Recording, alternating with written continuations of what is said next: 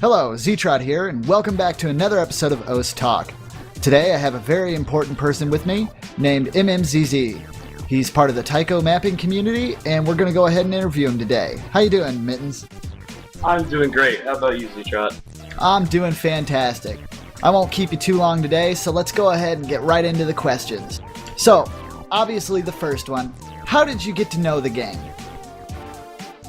Back in the summer of 2009, a friend of mine showed me a YouTube video of him playing the Power Rangers theme song, and I instantly wanted to play the game. That's fantastic. Power Rangers are the crap. So, what made you get into Tyco, though, and why did you choose to play it? Well, the video I saw was Tyco, so for all my knowledge, all I thought this game was Tyco. But when I got into it, and I tried out all the game modes, I definitely stuck with Taiko, because I felt like I could progress faster and enjoy it better. Do you have any real-life experience with Tyco, like the arcade games, for example? No, I don't, but I am a drummer in real life, so that might help a little bit. That's pretty cool. Hitting the rock band scene and the real rock bands, huh? Pretty much. All right, and that'll bring us to our next question. So when did you start mapping Tyco, and why? I started mapping Tyco a few months after I started playing, mainly because everyone else started doing it, and I wanted to try and do it too. It turned out pretty well in the beginning, so it was a fun experience. That's great. I remember when I first started mapping Standard, it was an experience, to say the least. But was there anyone that helped you out to begin with, or you looked to for help when starting out? Rokudo helped me out a lot. He was one of the people that started actually getting these maps ranked, so we had custom Tyco maps to compete on. So I always talked to him and asked him for insight on how to do specific things until I learned on my own. Yeah, I remember Jarby, believe it or not, was the person that helped me out with Standard, so I know how that is, getting help from somebody, because I didn't know my hand from my foot when I very first started. It was ridiculous. But that brings me up to the fact of, now that you know how to make maps, do you ever get bored of making them? No, I wouldn't say I get bored. Sometimes I lose interest in a map, and I won't put time in to resume it, even though I really want to. If you know what I mean? Oh yeah, most definitely. You just kind of get stuck and you don't have the drive to map it anymore because you don't want to make something bad. Yeah, and when it gets to that point where you're like, oh, should I really just... If you feel forced to get the last 25% of your song done and it's still the first difficulty, you probably should just go ahead and set that one down to the side and just let it go. The next question here is, have you ever received positive feedback outside of a map thread, like a thank you and a PM or something along those lines? Sure, I've gotten plenty of them. I mean, I've had people thank me for making my maps, whether it be my song choice, or they really liked the map and they thought it helped them improve on certain aspects of the game. Yeah, that's a great feeling too. I love getting PMs like that they're like, I stick around this game because you make stuff, and that's why I'm here. That's just something you can't put a price on. You love it. It's really nice. It helps you move forward. And speaking of the wonderful fans out there, are you mentoring anyone, as in Tyco mapping? And what kind of experience are you having with that? Currently I'm not, but I have before. Back a few years ago when one of the current Tyco vets, Love, was starting out, he would always show me what he made, and I'd always critique him on it and show him how he could do things better and how he could improve. And at this point in time, he's as good as me, if not better, than mapping. So it's a pretty good feeling. Yeah, that's excellent when the student surpasses the master. I mean, you pretty much taught them everything you can, and then you just get to see where they go from there. But to further add to that mentoring stuff, how do you go about your mods, and how did you get into modding? I started modding roughly a year after I started mapping, because I didn't really know what modding was. Like, I knew it existed, but I didn't know what you were supposed to do. So when I was a little more informed on it, I just decided to start throwing out my opinions. Like, people didn't even ask me to mod. I just strolled into a map thread and said, hey, why don't you do this? And see what it's like. In doing that, I observed more mapping styles, and it really helped me develop in both modding and mapping because I understood it.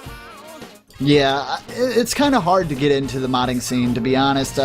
I mean, there's tutorials out now, obviously, but before then, it was literally you just saw all these different timestamps and people saying like, move this here, change by axis there, and it can be really confusing to people that start out in the beginning.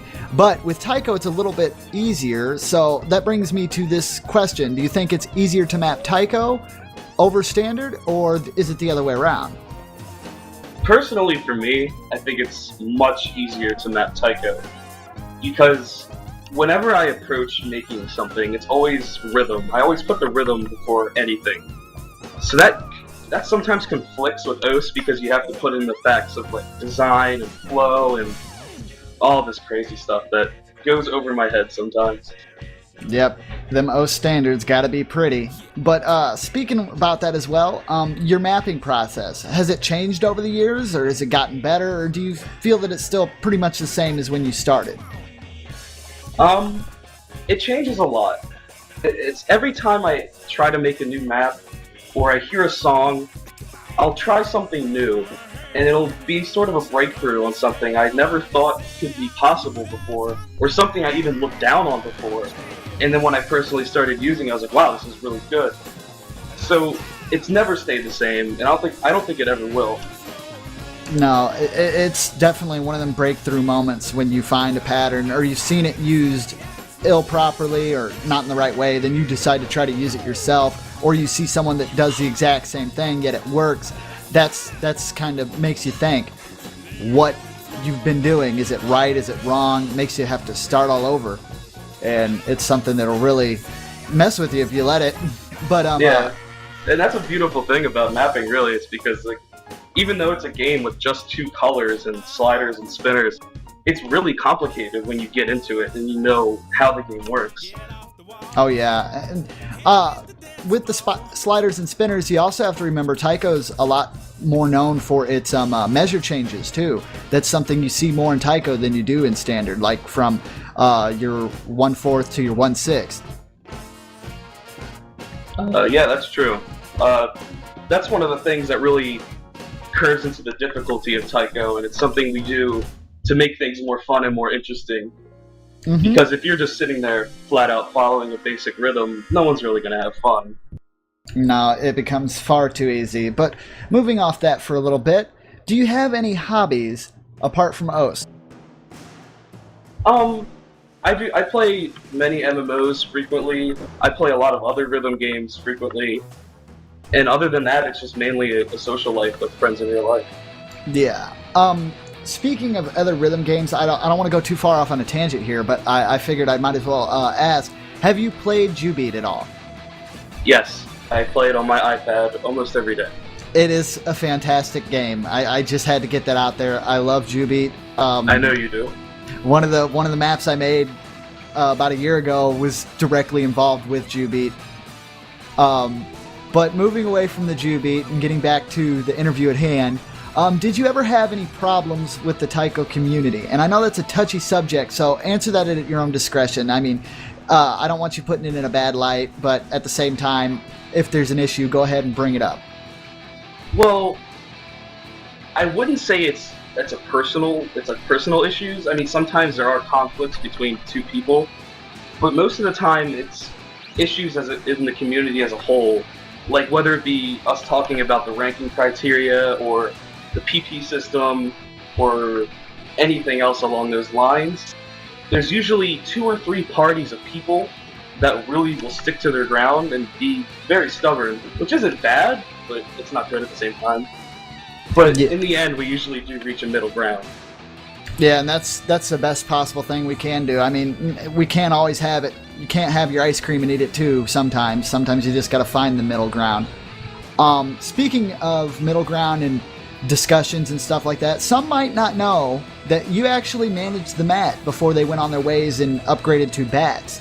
So how was that an experience? How was that as an experience, and did it help you improve?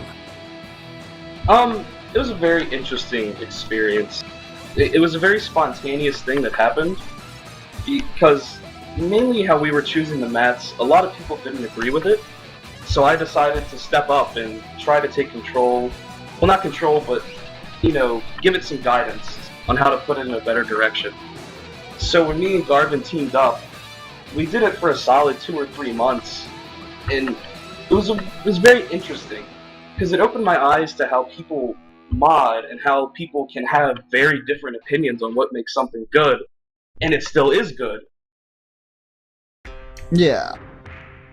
And that's interesting, because when I managed it for a while myself, and it was pretty stressful, but it did let you see how other people were looking into the game, what they felt was the right way to take it or what they felt was the wrong way, and it just opens your perspective on how big this game actually has become, in a sense. Yeah, we really had to walk into the position with an open mind because... And it worked out really well because the people we added in at the time really did well, and most of them are still in the team right now. Yep, that's true.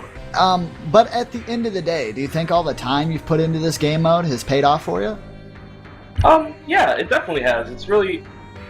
It's given me something that I can do, something I do really well, and I feel really proud about that.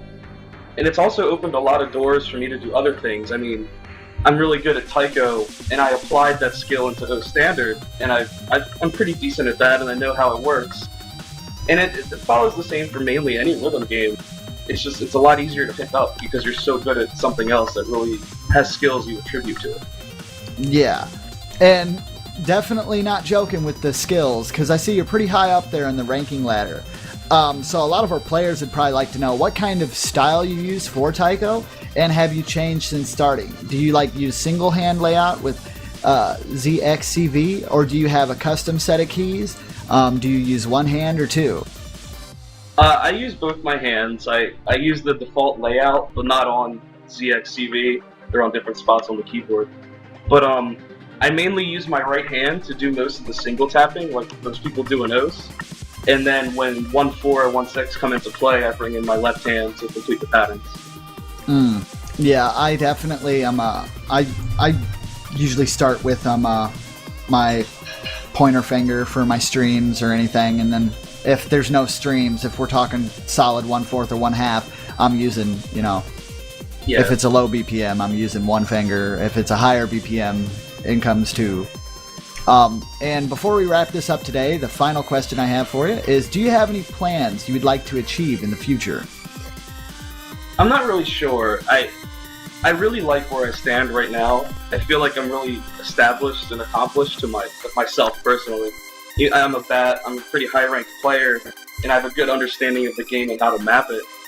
So I'm not really sure what else I could do unless there's more doors open for the Tyco community. And really quick, I asked this to Charles as well. I figured I might as well go ahead and throw that in. If there is one feature you could have implemented into the game today, what would that be? Oh, that's a tough one. And I would have to say, if anyone's familiar with the classic Tyco gameplay, I would really like there to be balloon notes. Yes. They're similar to slider and spinners. It's just something new and interesting. Yeah, they have a set amount to hit before it runs out, correct? Yes. Yeah, I remember the balloon notes because I've played it on the PlayStation 2 and I've played the Wii version. So I know what you're talking about. That would be pretty cool too. Well, thank you so much for your time today, Mittens. We really appreciated having you here. Yeah, thank you. It was fun.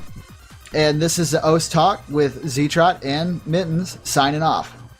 Bye.